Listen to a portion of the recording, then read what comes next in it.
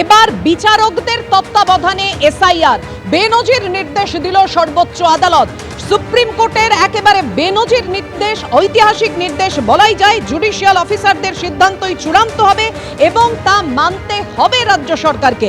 হাইকোর্টের প্রধান বিচারপতিকে ডিস্ট্রিক্ট জাজ, অ্যাডিশনাল ডিস্ট্রিক্ট জাজ নিয়োগের নির্দেশ। জুডিশিয়াল অফিসারদের পরামর্শ দেবেন কারা? অবসরপ্রাপ্ত বিচারপতিরা।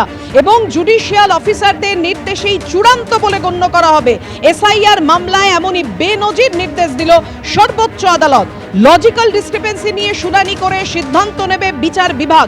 জুডিশিয়াল অফিসারদের নির্দেশ, সেই নির্দেশটা সুপ্রিম কোর্টের নির্দেশ বলেই মানতে হবে।